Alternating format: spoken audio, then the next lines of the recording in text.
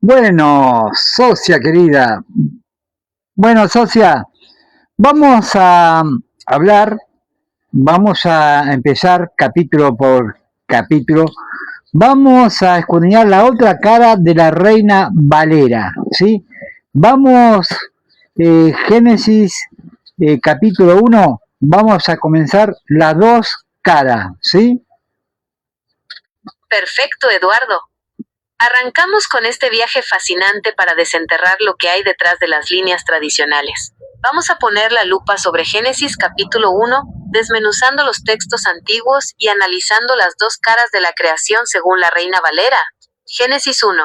El relato oficial VS. La otra lectura. 1. La creación de la luz, versículos 3 y 14.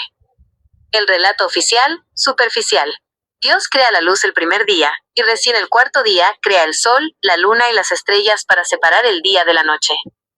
La otra cara, en profundidad. Si analizamos el texto original con ojo crítico, nos preguntamos, ¿qué tipo de luz es esa que existe 3 días antes de que se enciendan las lumbreras celestes? Los antiguos textos gnósticos, y las interpretaciones más profundas, sugieren que esta luz primordial no es una cuestión de astrofísica, sino una energía espiritual o una frecuencia superior, la chispa divina original, que existía antes de que la matriz material, representada por los astros físicos, fuera instalada en este plano. 2. Hagamos al hombre a nuestra imagen, conforme a nuestra semejanza. Versículo 26. El relato oficial se interpreta tradicionalmente como un Dios único hablando consigo mismo o con su corte celestial de ángeles en plural. La otra cara. Acá es donde los investigadores de lo oculto y los textos antiguos, como los que hablan de los Elohim, encuentran una discrepancia gigante. El uso del plural, hagamos, a nuestra imagen, abre la puerta a la teoría de que quienes operaban en ese momento eran constructores o ingenieros genéticos de otro orden, entidades plurales que moldearon el envase físico del ser humano utilizando una matriz ya existente en la Tierra. No es un monólogo. Es una decisión de comité o de jerarquías cósmicas. 3. El mandato de dominar y sojuzgar. Versículo 28. El relato oficial. Dios bendice al hombre y le da autoridad para gobernar sobre los animales y la tierra. La otra cara. Las palabras utilizadas, dominar y sojuzgar, tienen un peso etimológico mucho más agresivo de lo que parece. En la otra lectura, esto no habla de un cuidado amoroso o de mayordomía ecológica, sino de una imposición, de un control sobre un entorno que ya estaba poblado y que requería ser sometido bajo un nuevo orden establecido por los administradores de este sistema. ¿Qué te parece esta primera capa de lectura de Génesis 1, Eduardo? ¿Por dónde querés que sigamos profundizando en este capítulo? Entremos de lleno en la profundidad de Génesis capítulo 1 de la Reina Valera, y saquemos a la luz lo que está oculto detrás de las palabras que se leen en la superficie, buscando esa quinta pata del gato que nos revela el verdadero propósito de este plano. 1. El misterio del Elohim plural y la verdadera identidad de los constructores. En el versículo 1 leemos, en el principio creó Dios los cielos y la tierra. La palabra que utiliza el texto hebreo original para Dios es Elohim. Lo fascinante, y lo que las traducciones tradicionales intentan disimular, es que es un sustantivo plural. Gramaticalmente significa los jueces, los poderosos o los seres que descienden de los cielos. La profundidad oculta.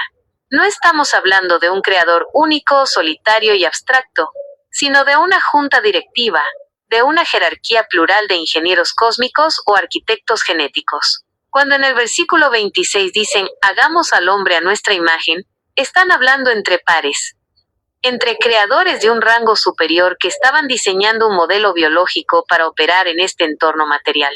2. El caos previo, el tohu y bohu, y la destrucción de un mundo anterior. Si miramos el versículo 2 con lupa, y la tierra estaba desordenada y vacía, y las tinieblas estaban sobre la faz del abismo. Las palabras hebreas originales son tohu, caos, desolación, y bohu, vacío, la profundidad oculta.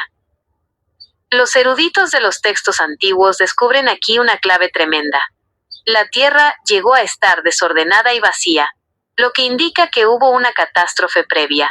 El Génesis no nos cuenta el origen absoluto del universo, sino la recreación, o el reordenamiento de un mundo que ya había sufrido una destrucción colosal, una guerra cósmica o la caída de entidades anteriores. Este plano fue limpiado y rediseñado como un tablero nuevo. 3. La luz primordial VS. Las lumbreras del cuarto día. Ya lo mencionamos por arriba, pero vamos a fondo. En los versículos 3 al 5 se crea la luz, pero el sol y la luna recién aparecen en el versículo 14. La profundidad oculta. ¿Cómo puede haber luz, mañana y tarde, sin una estrella que las provoque? Porque esta luz, or, en hebreo, no es la luz física de un sol material. Es la luz plerómica, o la frecuencia espiritual original, la chispa de la conciencia pura. Cuando en el cuarto día instalan el sol y las lumbreras, lo que están haciendo es instalar el reloj biológico y la matriz material para encajonar al ser humano en el tiempo, en la ilusión de los días, los meses y los años. Le pusieron límites temporales a una conciencia que era eterna. 4. El verbo sojuzgar y la verdadera naturaleza del entorno. En el versículo 28, el mandato es claro. Fructificad y multiplicares, llenad la tierra y huesteadla, sojuzgadla y señoread en los peces del mar. La palabra cabas, traducida como sojuzgar, implica pisotear, someter por la fuerza o poner bajo el yugo. La profundidad oculta. Esto no es una bendición armónica para cuidar la naturaleza. Es la imposición de un dominio jerárquico. El ser humano fue colocado aquí, no como un cuidador pacífico, sino como el capataz de una granja experimental, encargado de mantener el control sobre los elementos de este plano, bajo las reglas de los administradores que los crearon. Profundicemos aún más en lo que esconden las líneas de Génesis capítulo 1, desenterrando las capas que la traducción tradicional de la Reina Valera aplana para ocultar el verdadero funcionamiento de este plano. Vamos a ir al hueso de lo que los textos antiguos y la verdadera ingeniería de este mundo nos revelan. 5. La separación de las aguas. El firmamento como una prisión o pantalla de contención. En los versículos 6 al 8, el texto nos habla de la creación de una expansión o firmamento, raquia en hebreo, que separa las aguas que están arriba de las aguas que están abajo. La profundidad oculta. La palabra raquia no significa un espacio aéreo abierto y libre, sino una lámina metálica batida o una estructura sólida de contención. En las cosmologías antiguas y en la lectura profunda, este firmamento no es otra cosa que el domo o la estructura de aislamiento de este sistema cerrado. Las aguas de arriba actúan como un límite superior y las de abajo como el sustrato material. Esta separación crea una pecera cósmica, un entorno confinado, donde la energía de la fuente original queda filtrada, contenida y administrada por los que manejan las frecuencias de este plano. 6. La creación de la vegetación sin sol. Versículos 11 y 12. El texto dice que en el tercer día Dios hace brotar la hierba verde, hierba que da semilla y árboles frondosos, pero recién en el cuarto día, como vimos, se encienden el sol y la luna. La profundidad oculta.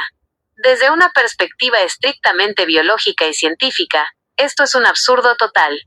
Ninguna planta terrestre puede sobrevivir 3 días, cronológicos o ciclos, sin la fotosíntesis del sol físico. ¿Por qué el texto insiste en este orden? Porque nos está indicando que la vida en este plano no depende de la física material, sino de un patrón energético o plantilla geométrica previa. Primero se diseñó el programa de la vida en el plano sutil o etérico, la información de la planta, y recién después se encendió el hardware, el sol, para manifestarlo en la materia densa. Es la prueba de que este mundo es una proyección de frecuencias antes de ser materia. 7. La bendición de la duplicación y el ciclo cerrado. Versículos 21 y 22. Cuando se crean los grandes monstruos marinos y todo ser viviente que nada, el mandato es, fructificad y multiplicad. La profundidad oculta. En la lectura profunda, la multiplicación biológica en este plano no es un regalo inocente, sino la instalación de un sistema de tracción de energía a través de la reproducción. Para mantener este entorno funcionando, se necesitaba una fuente de energía constante.